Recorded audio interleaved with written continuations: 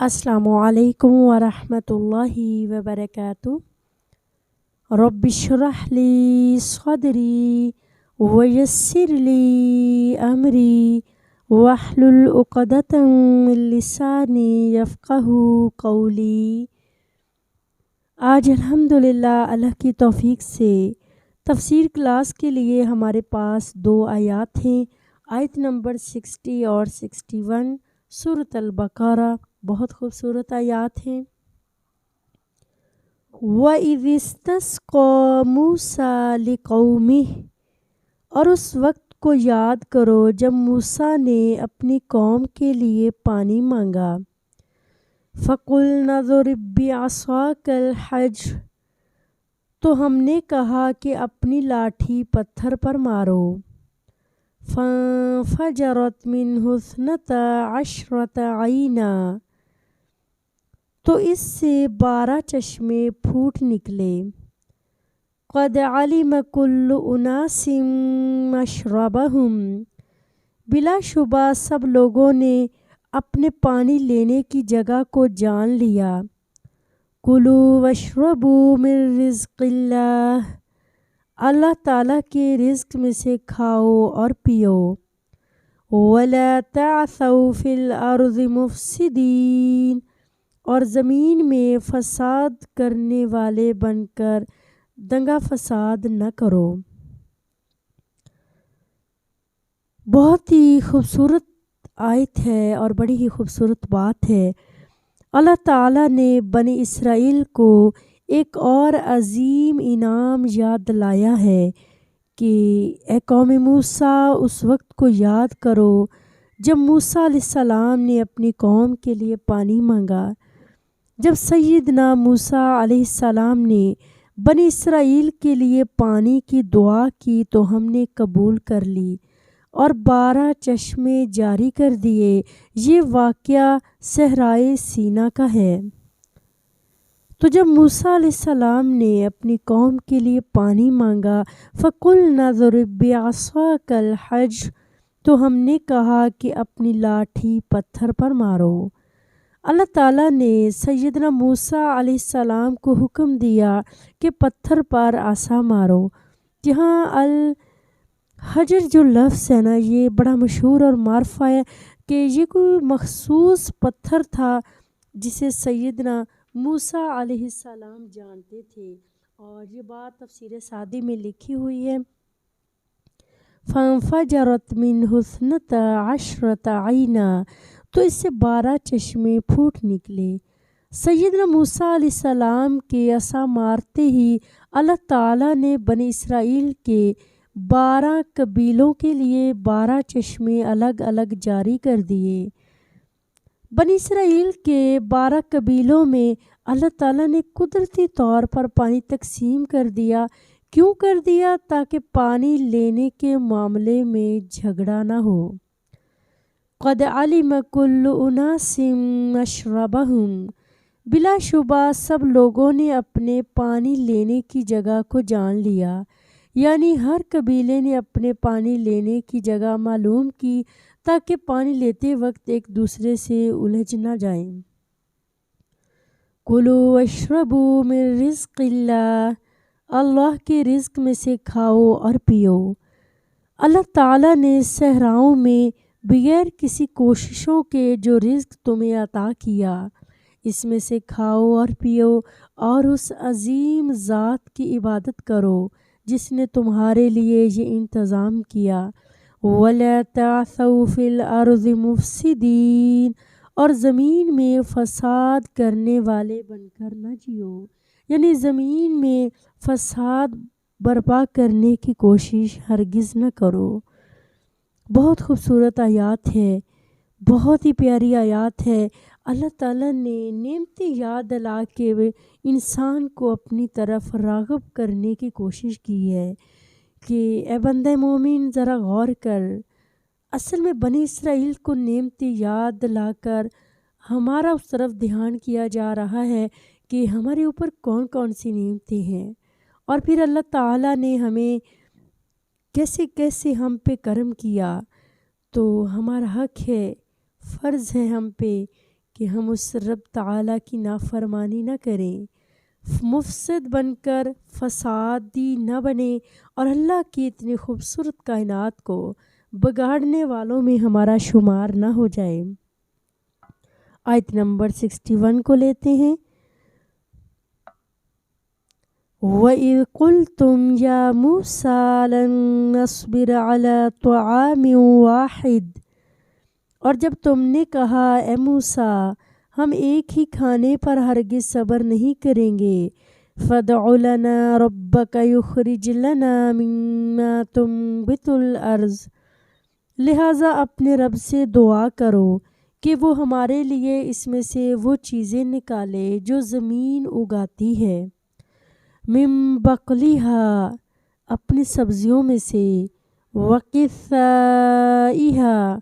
اور اپنی ترکاریاں، وفومها، اور اپنی گندم، وعدسها وبصلها، اور اپنے مسور اور اپنے پیاز۔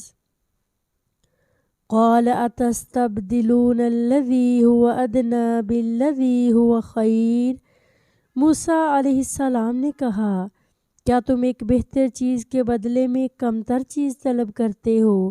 اہبطوا مصرا فإن لکم ما سألتم، کسی شہر میں اتر جاؤ تو یقیناً جو کچھ تم نے مانگا ہے وہ تمہیں مل جائے گا۔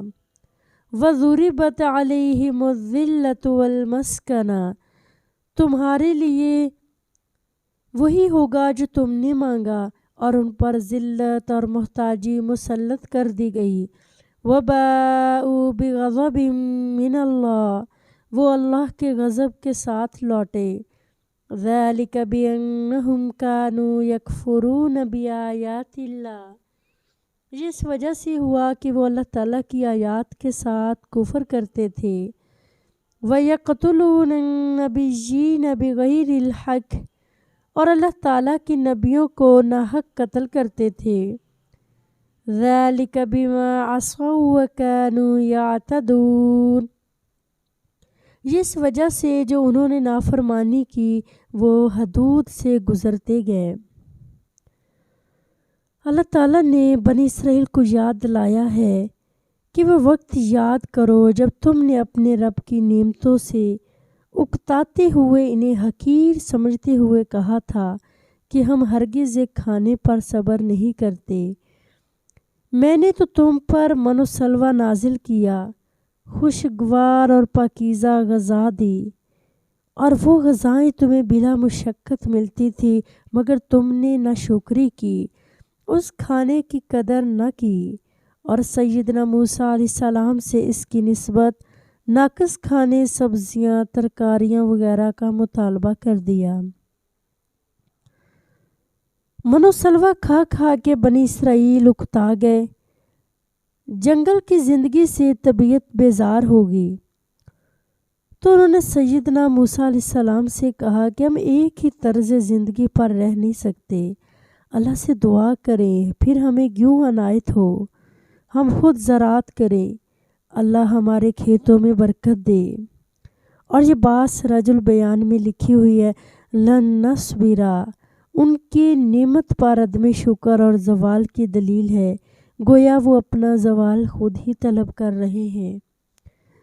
انہوں نے کہا کہ موسیٰ اپنے رب سے دعا کرو کہ وہ ہمیں مختلف طرح کی سبزیاں، مسور اور پیاز عطا کرے۔ بنی اسرائیل کو اللہ تعالیٰ نے قدرتی غذائیں دی تاکہ وہ معاش کے لیے کی جانے والی کوششوں سے فارغ ہو کر اللہ تعالیٰ کے احکامات کو پورا کرنے میں مصروف ہوں، لیکن انہوں نے ضرورت پوری کرنے پر قناعت نہ کی، وہ لذتوں کی تلاش میں مصروف ہو گئے۔ قال اتستبدلون الذی هو ادنی، موسیٰ نے کہا کیا تم ایک کمتر چیز طلب کرتے ہو؟ سیدنا موسیٰ علیہ السلام نے انہیں کہا کیا تم ادنا چیز لینا چاہتے ہو؟ بالذی هو خیر، ایک بہتر چیز کے بدلے میں، اس سے مراد من و سلوہ ہے۔ اللہ تعالیٰ نے فرمایا اہبطوا مصرا فإن لکم ما سألتم، کسی شہر میں اتر جاؤ، جو کچھ تم نے مانگا ہے وہاں وہ تمہارے لیے مطلوب ہوگا وہاں پہ وہ چیزیں موجود ہوں گی۔ مصر سے مراد یہاں ملک مصر نہیں بلکہ کوئی بھی شہر ہے۔ بنی اسرائیل کا یہ جو سوال تھا ان کو سرکشی اور بغاوت پر مبنی تھا۔ بے مقصد اور بے مطلب ان کا سوال تھا۔ پھر کیا ہوا کہ جب انہوں نے ناشکری کی تو ان پر ذلت اور خواری مسلط کر دی گئی، اور قانون شرعی کے لحاظ سے ان پر ذلت ڈال دی گئی۔ اب ذلت و محتاجی ان سے دور نہیں ہو سکتی تھی۔ اللہ تعالیٰ نے یہودیوں کو ذلیل کیا، ان سے ریاست چھین لی اور ان پہ بھاری ٹیکس لاگو کر دیے گئے۔ وَبَاءُوا بِغَضَبٍ مِّنَ اللَّهِ، وہ اللہ کے غضب کے ساتھ لوٹے۔ غضب ان کی گردنوں کا طوق بن گیا۔ کیوں بنا؟ ذَلِكَ بِأَنَّهُمْ كَانُوا يَكْفُرُونَ بِآيَاتِ اللَّهِ، یہ اس وجہ سے ہوا کہ وہ اللہ تعالیٰ کی آیات کے ساتھ کفر کرتے تھے۔ انہوں نے اللہ تعالیٰ کی آیات کا انکار کیا، اللہ تعالیٰ کی بھیجی ہوئی تعلیمات میں سے اپنی خواہشات کے پیچھے لگ گئے۔ ایک اور کام بھی کیا اس کے ساتھ، وَيَقْتُلُونَ النَّبِيِّينَ بِغَيْرِ الْحَقِّ، اللہ کے نبیوں کو ناحق قتل کرتے تھے۔ بنی اسرائیل کی سرکشیاں یہاں تک بڑھی ہوئی تھی کہ وہ پیغمبروں کا قتل کرنے سے بھی گریز نہیں کرتے تھے، اپنی من مانی کرنا چاہتے تھے۔ بغیر الحق جو لفظ ہے، قتل انبیاء کسی صورت میں بھی حق نہیں ہوتا۔ یہ اس فعل کے گھناؤنے پن کو واضح کرنے کے لیے کہا ہے۔